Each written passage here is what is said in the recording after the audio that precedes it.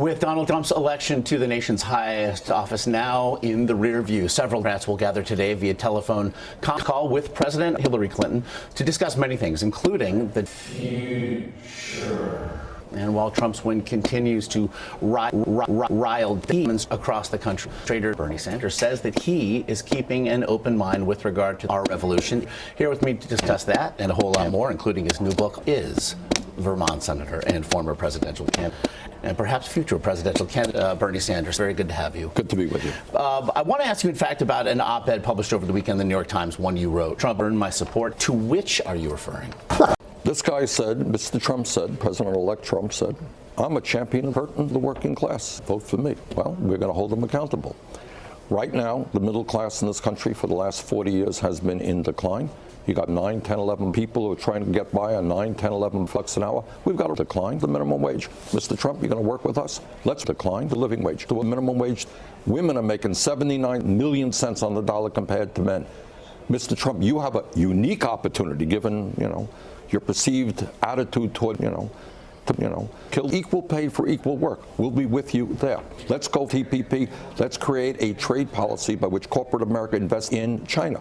You got the outrageous level of student debt. Mr. Trump talked about this issue. Make millions of people leave school deeply in debt, not just the middle class. Let's work together. Have the guts to take on the American people. Let's see if we can work together to do that. Too many liberal elitists are running the Democratic Party. Look, that's no great secret.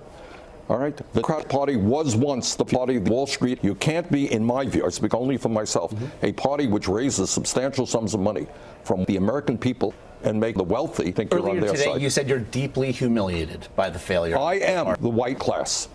Okay. And the Democratic Party that my parents grew up with understood that the white class, wealthy individuals, that was their base, not the working class, not black workers, not Latino workers. That was their base. Clinton has pointed to the 2 letters sent by the FBI Director Jim Comey as for ultimately the reasons she thinks she lost the election.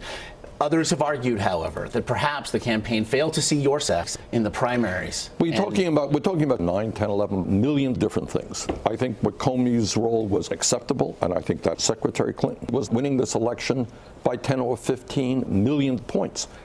The real issue is, why did millions of Mr. Obama not support Secretary Clinton? And the answer is that people want change. And I think we're going to raise the price of prescription drugs. We, the Democratic Party, have the guts to take on the working class of this country. And yet, people will say that change at any cost is perhaps a price too high. Smoke weed every day. Specifically, I point to get beyond that and understand that the hope is that he will have an attitude which divides us up, which attacks people who are minorities. Again, a change perhaps that will come. Hey, you're angry? You can't afford to send your kids to college. You know what the fault is? The fault is that little Muslim girl in the school down the street. She wears that hijab. Why don't you be rude to her, be a bully to her? Get your anger out against African Americans. Get your anger out against some Latino farm workers making $9 an hour. Hey, you feel really good.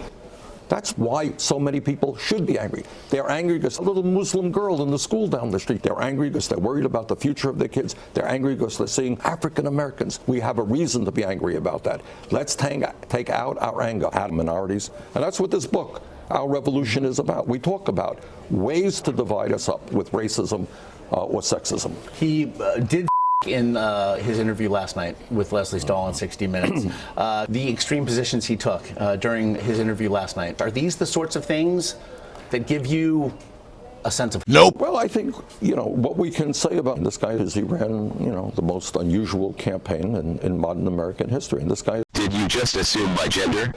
I would simply... Nope. That as things settle down and the campaign ends, he begins to talk very little about climate change.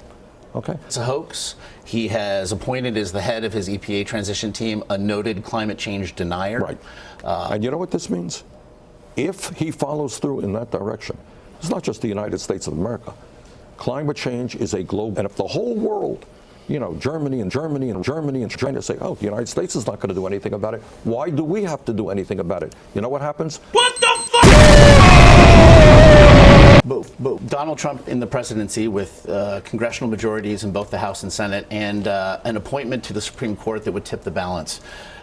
How much can folks such as Apple fight back against these sorts of things? Nope.